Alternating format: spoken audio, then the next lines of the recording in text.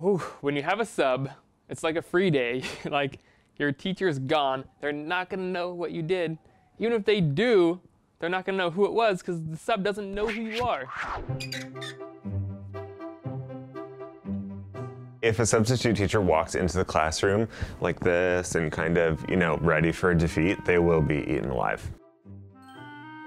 This guy looked like really disheveled. His tie and buttons were always loose and hair flying, well, the little hair that he had was like everywhere. I was blatantly not paying attention, and he actually had decided to call me out in front of the rest of the class. And I was like, oh, like, sorry, like this is really boring and you're not capturing our attention. And he was like, oh, okay, so you have a lot to say, you're a big mouth, come to the front of the class. And I was like, okay, sounds good. And he goes, if you talk back to me again, I'm gonna give you a detention slip. And I said, you can't give me a detention slip, you're a substitute teacher. Like, I'll just rip it up and that's it, it'll be fine.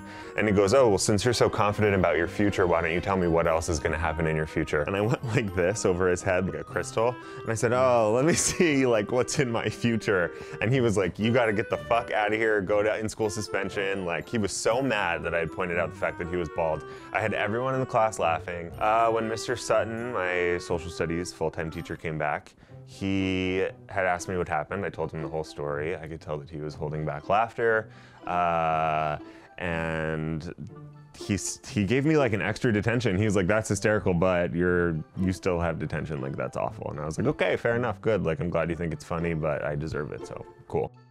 So he was short and he just seemed like very nerdy. We just knew like everybody was looking at each other. We knew something was gonna happen within that 40 minutes. We didn't think that we were really gonna have any work to do because usually when subs come, they give you super easy work. And this teacher was telling us like, yeah, here's an assignment that you're gonna do. You need to have it done by the end of class. And we were like, we're not doing this. And we were trying to think of different things we could come up with. And my friends were like, Brianna, you should maybe fake an asthma attack. And I don't know why I thought this was gonna be a good idea. And so what we thought was gonna happen was I was gonna fake it and he was gonna be like, okay, a student's sick, like go to the nurse. But no, he called 911. I'm like in the corner hiding my face so he can't see what's going on. And like some of my friends came over to the corner as well. And they're like, okay, just act like you're still having a hard time breathing. We'll give you your inhaler. And so I started calming down. I was like, oh my God, I think it's going away. I think it was a false alarm. He was like, no, you still need to see the ambulance. When the ambulance came, like I explained to them, I was like, I took my inhaler and I think I'm just feeling better. It's fine. And they like checked on me and everything. And they're like, everything's okay. Also should mention my dad was my principal in high school as well. So none of this was a smart idea for me to do. And I knew, and my dad knows me, obviously, I'm his daughter. He knew I was not having an asthma attack.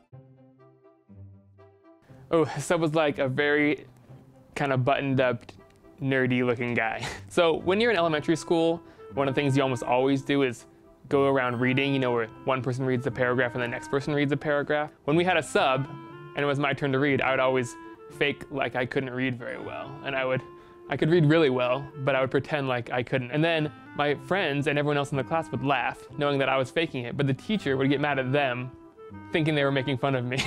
And so then I would have to pretend like I was being made fun of. We kept it going too long, and I kept laughing too, and the substitute teacher finally caught on to us that I was faking with him and that I could read well. And in retrospect, it was really bad because there were kids who couldn't read well and they probably felt shitty. So my brother, who is about 2 grades older than me, gave me a fart machine. It was about this big with a remote control. And in our classrooms, for some reason, there was a bathroom at the back of class. So on a normal day, you would hear a few things coming from the bathroom. But I took the fart machine in because we knew we were going to have a substitute teacher that day, and I went into the bathroom and just let off a few rips. She was older, definitely grandma level age. Yeah, I think she didn't realize she was coming to middle school that day. I think she probably was expecting like an elementary class, and she was in for a rude awakening. I did it probably about 3 of the fart noises. They were varied fart noises.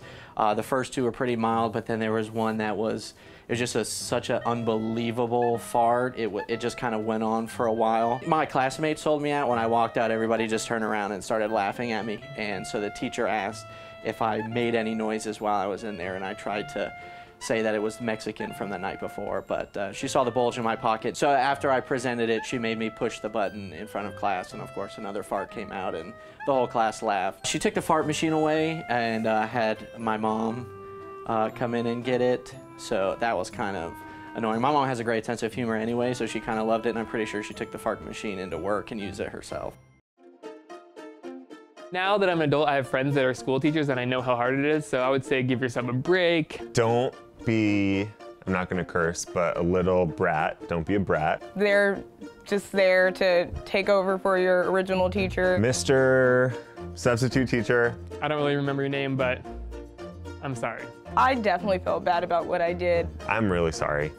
I'm sorry. I apologize. I did lie. I did not, in fact, have Mexican food the night before. I'm not really sorry.